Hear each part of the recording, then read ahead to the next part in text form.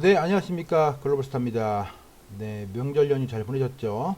네, 오늘 증시가 개장된 28일입니다.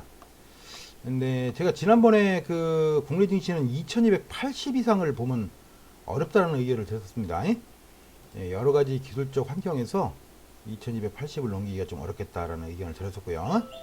네, 공교롭게도 2277 수준에서 네, 중국 그 바이러스 사태가 터지면서 네, 오늘 증시가 아주 급락세로 바뀌었습니다. 예, 일단은 미국 증시도 제가 그 고점 예고를 지난번에 해드렸었는데요. 네, 미국 증시도 최근에 가장 마지막에 이 조정주고 조정줬던 폭에 약 한 138%짜리에서 중국 코로나 바이러스 사태를 기점으로 해서 급속도로 차익 매물이 나오고 있는 그런 상태입니다. 그래서 일단은 그 한번 그 차익 매물이 쏠렸기 때문에 이 장기 추세선 있죠. 장기 추세선. 예를 들면 지금 현재로서는 그냥 그나마 있는 장기가 요거고요. 그 다음에 있는 장기 추세를 할 수 있는 게 미국 증시도 현재는 이렇게 되어 있습니다. 따라서 현재로서는 미국 증시도 차익 매물이 조금 더 나와서 아마 8천선 정도를 한번 위협하는 흐름에 8천선 정도를 위협하는 흐름까지는 그 like this 이렇게 하락이 지속될 가능성이 크지 않냐. 그동안 가파르게 올랐던 미국 증시도 딱 그 타이밍과 여러 가지 펀더멘털 요소가 맞아지면서 하락적으로 돌아선 모습이고요. 국내 증시도 말씀드렸던 것처럼 2280 근처에서 이제는 하락적으로 이제 돌아섰는데, 일단은 그 아시다시피 국내 증시의 최고점과 최저점 사이에 못와도 50%는 찍을 거라는 제가 의견을 많이 들었었죠. 역시나 그게 전체적으로 보시면 딱 그 2280 부근이 50% 부근이고요. 어차피 이렇게 된 이상 현재 이제 분봉상으로 어디까지 하락할 거냐가 현재 관건인데요.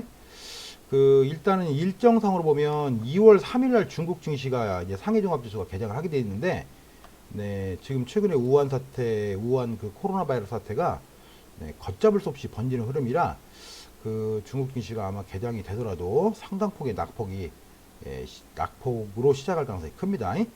그 사이에 뭐 한 2, 3일 사이에 바이러스가 잠잠해질 가능성은 조금 어렵지 않나. 지금 막 이제 바이러스가 확대 단계라서. 그래서 어쩔 수 없이 제 생각에는 2월 초순 이상까지는 거의 중순까지는 바이러스였던 그 상황에 따라서 글로벌 증시는 더욱더 약세를 보일 가능성이 크다. 현재로서는 국내 증시는 지난 일본 그 무역 갈등 이후 그 작년 8월했죠. 그때 이후로 한 6개월간의 6개월 거의 한 6개월 정도 되네요. 가령 이제 가파른 상승을 했었고요. 주로 뭐 이제 그 대형주를 중심으로 특히나 이제 반도체 주식을 중심으로 반등세를 펼쳐갔었고, 현재는 오늘 이제 그 한 3% 가까이 하락을 하면서 첫 번째 마디에 일단 도착한 상황이에요. 여기서는 아마 더 지수가 바로 더 급락하지는 않을 겁니다. 그래서 조금 모았다가 추가적 하락은 뭐 거의 불가피하다고 봐지고요. 그 작년 8월 이후에 올렸던 폭에 적어도 50%짜리인 2080 조금 뭐 사태가 더 깊어지면 2030 결국은 이제 작년 12월 그 시작점까지 다시 결국은 내려올 가능성이 굉장히 높아 보입니다. 저는 이미 뭐 여러분들한테 2081호는 국내 주식은 다 정리해야 된다는 의견을 이미 드렸었죠, 제가. 그래서 이제 그거를 참고하신 분들은 그 인버스 쪽으로 여기 국내 증시 2280에서 정리해야 된다 이런 의견을 드렸었고요.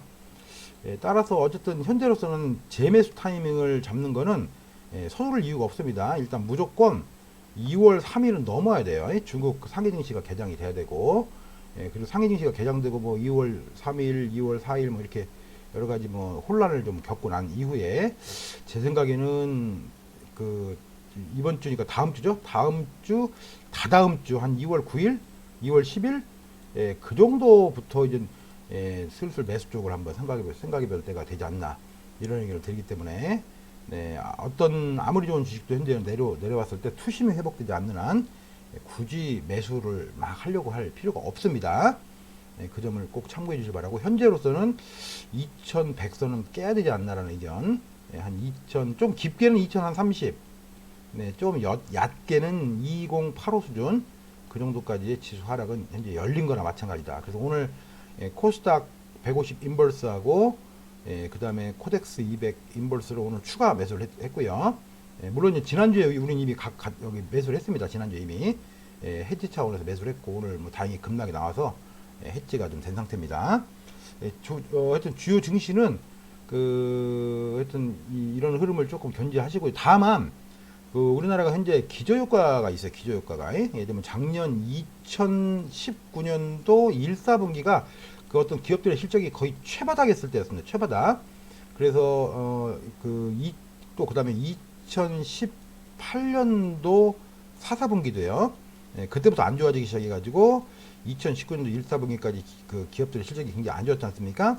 이 기저효과 때문에 아마 올해 이제 2020년 이제 발표될 1월 현재 발표되고 있죠. 1월부터 발표될 1월 말부터 이제 발표되고 있는 실적이 그렇게 나쁘지가 않고, 또 그 2020년 그 한 4월경이죠. 4월경이니까 대략 2분기 즉 1분기 실적이 발표되는 거죠. 1분기 실적이 4.1분기 2020년 4.1분기 그 실적들은 아마 기저효과 때문에 좋아질 거로 예상합니다. 따라서 이번에 지수의 낙폭이 한번 벌어지면 제가 강조드렸던 이 5G와 이 주요 이 반도체 등의 IT 섹터 중심으로 해서 매수할 수 있는 좋은 기회라고 봐집니다. 그 점을 잘 참고하시기 바라고, 하여튼 일단 오늘 전망은 그 정도 드리고요. 향후에 어느 정도 이제 매수 타임이 올 경우에 그때 다시 한번 리뷰를 해드리도록 하겠습니다. 끝으로 나스닥 지수만 제가 잠깐만 잡아드리면, 현재로서는 이제 웨이브가 이렇게 이제 올렸고, 요때 한 50% 여러분 조정했죠. 요때요. 대충 한번 보시면 계략적으로 요 가장 마지막 이때가 이제 트럼프가 요때 이제 선거에 당선이 돼가지고 이 감세 정책 등등해서 엄청나게 올랐다가 2018년도 말에 한 번에 셀러프가 나올 때 50% 가까이 찍었었죠. 따라서 어쨌든 이번에 이렇게 차익 매물로 들어선 이상 지금 현재 요 가장 마지막 반등폭 이 폭의 최소한 38% 최소한 38% 수준, 그 정도면 한 8,000선 정도 되죠. 그래서 제 생각에 요 추세 라인을 한 번은 브레이크아웃 할 가능성이 크다. 그래서 계략적으로는 한 8,000에서 뭐 한 7,700 수준까지의 그동안 없었던 조정, 이 기간 동안에 한 번의 조정이 없었어요.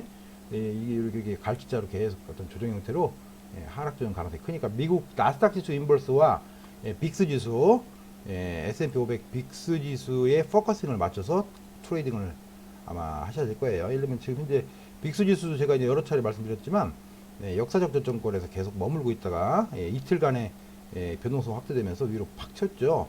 현재 이 VX 지수는 현재 24 정도, 좀 작게는 22, 조금 크게는 한 24 정도 수준까지는 팝업을 할 가능성이 더 크다라는 의견입니다.